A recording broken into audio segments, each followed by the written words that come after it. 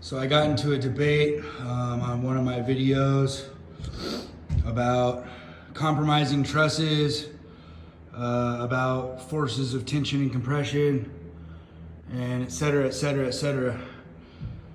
But all of that's a moot point because these specific houses are designed for these trusses to rest on a standard wall height, which is usually 8 foot 1 1/8 or 9 foot 1 1/8. So if you look at every wall in this house, other than this rake wall over here, they're all resting. That doesn't mean that these walls are holding massive pressure or anything like that.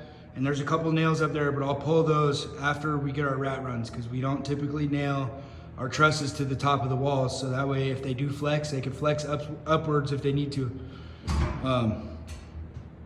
But if you look, all these walls are designed at 8 foot 1 1/8. So no matter what the debate was that we were having in this situation, it's a moot point and it doesn't apply. Because again, these are all 8 foot 1 1/8.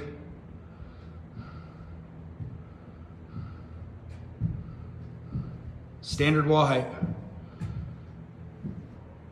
So again, I don't know how you're supposed to build where you're at for the architect that designs the projects that you're building. Maybe the scale of the projects that you're on are just massive. Maybe there's different code variances because people were trying to say IRC, IRC, IRC. But even here in Washington State, like if I go from my county, which is Kitsap County, and I go over to Pierce County, some of their code is different, even though it's based off of IRC. So I can't listen to what somebody else says from anywhere else in the world.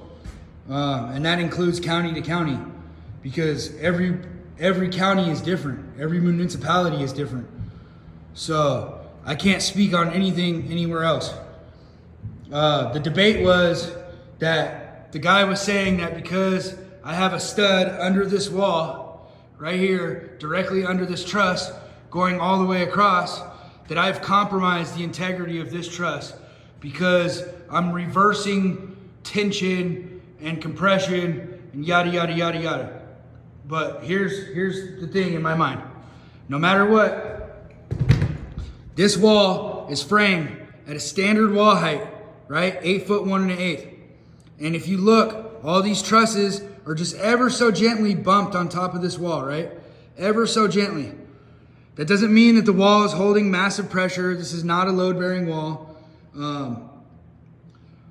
But let's just say this stud on layout ended up right here. What's the true difference? If this was a compromised truss, it already would have been compromised by touching this wall, regardless. So for example, this one's touching here, right? This force is still being spread out on this plate, and then it's going down the studs, right? And it's getting spread out against these floor joists, right? Somewhat. Now, this does put pressure down directly onto a floor joist. Okay, I get that. However, under our floor, every one of these floor joists has a stud under it. So that's actually getting direct ground contact. That being said, if this truss does its job, it should not be putting that much pressure down. So the force, the downward force, should be very, very limited, right? Now again, I'm not the designer of this house, and I'm not an architect, I'm not an engineer. I do have some schooling, and people on the internet, they can try to pick you apart and hang on to every word that you say that may or may not be wrong, or this or that or the other. But the truth is those people are just trolls. And so for me, I think it's entertaining, and I will debate you.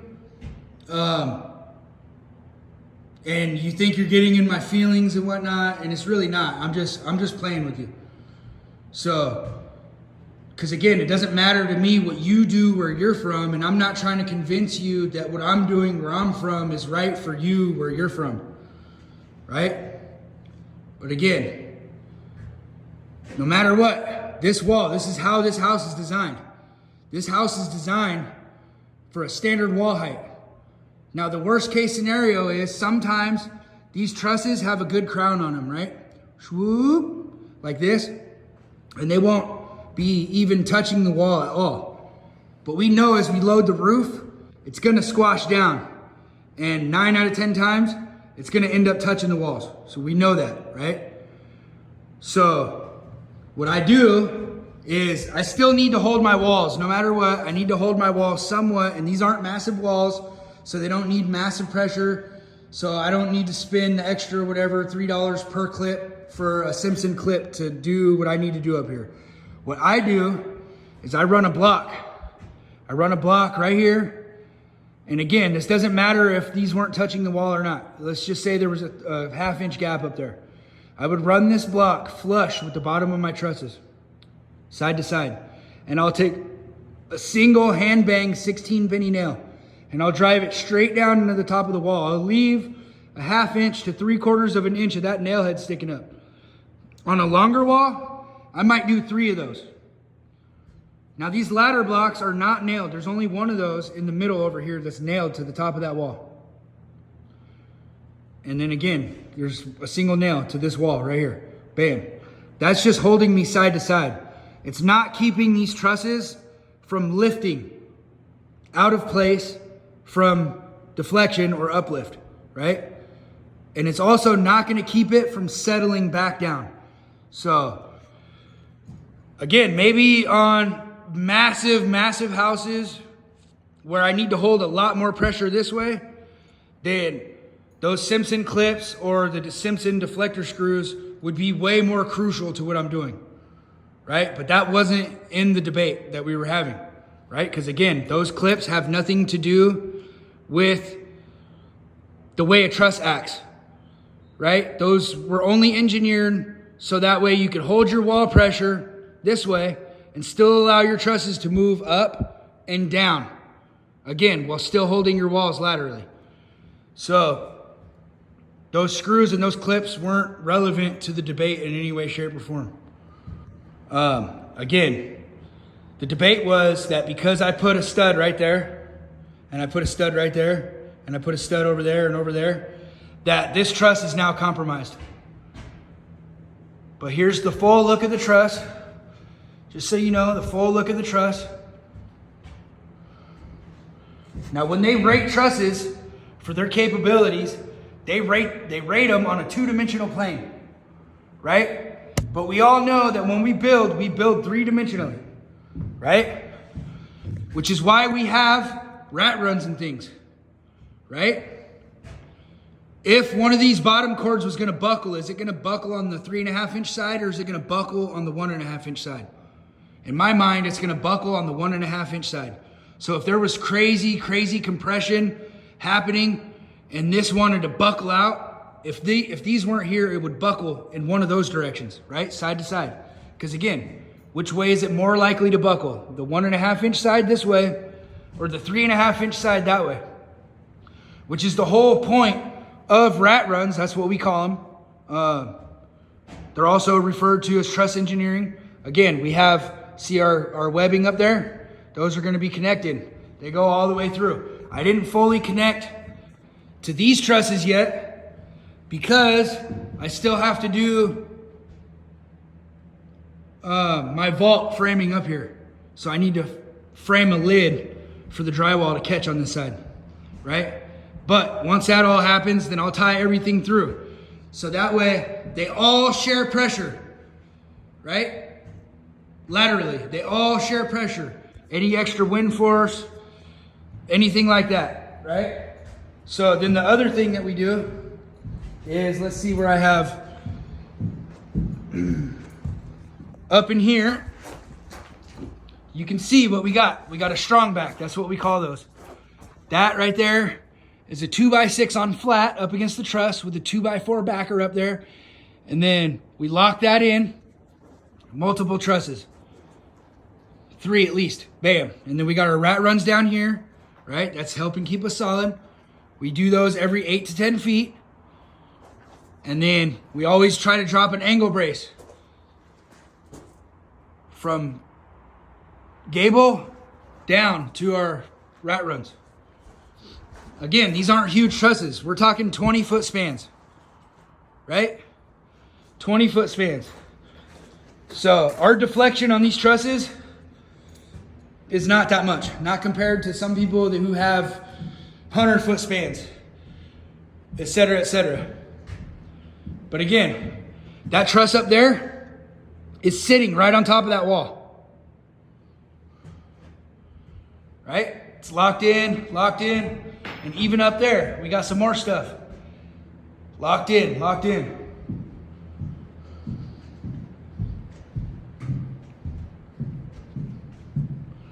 Again, those rat runs are going to go on this bottom core about every 8 to 10 feet. So we got one there, and then we got one right here, and then there'll be one probably right over here. Bam.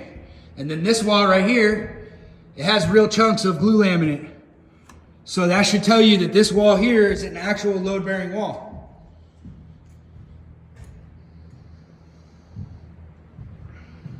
Right? Again, it goes all the way through. And then this is the wall that we string. This is the wall that we care, like straight up 100% needs to be perfect, going all the way through, because on this side, we were able to set all the trusses to this side, which keeps that whole side over there straight as possible.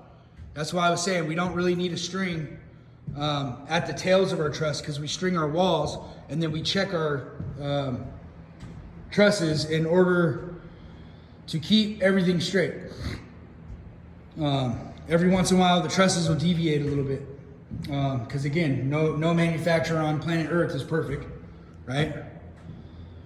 So I'm just giving you thoughts where I was at. But again, I haven't compromised anything, regardless of what anybody's trying to tell me. These are just spread out. The same weight would have been spread out. Again, these trusses are designed to touch right here. So what did I add? If that's barely taking any load, what harm did I really do by putting that there?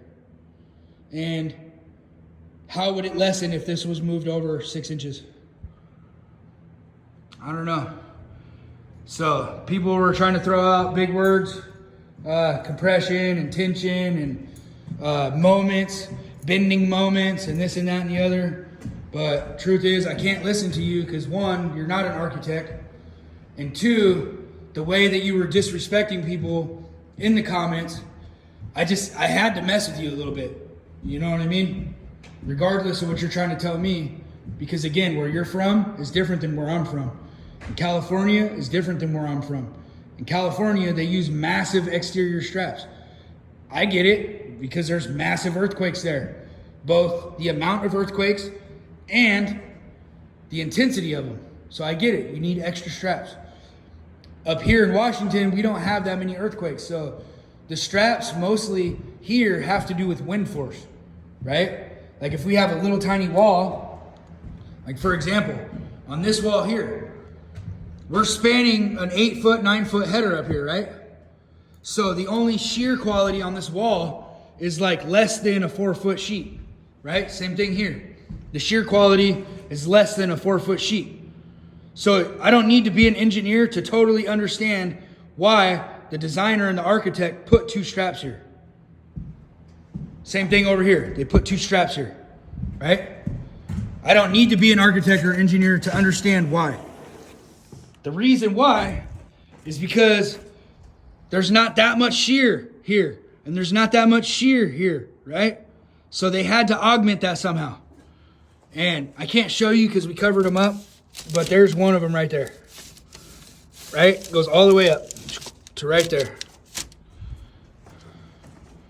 right? There should be another one right here.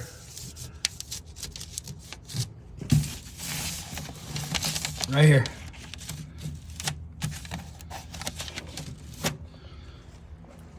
Now, that all being said, I could totally be completely off my rocker, and I could be 100% wrong in some situations. And I am totally open and capable of learning, and I don't think that I know everything. I don't. But I trust the people who design the things that I'm building, right?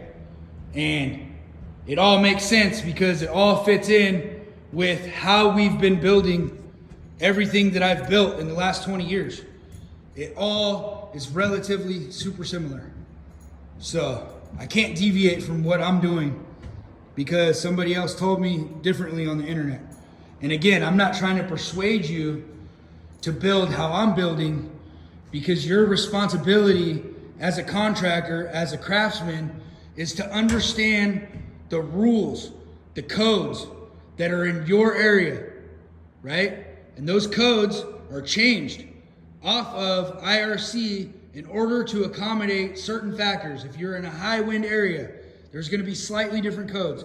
If you're in a super duper wet area, there's going to be slightly different codes, right? All of these things come into play. And I don't know how it is to build in your climate.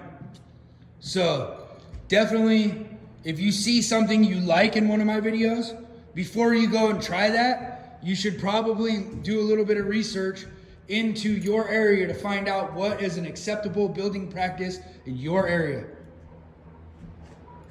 Anyways, that's all I got to say for now. Hopefully you guys have a good day.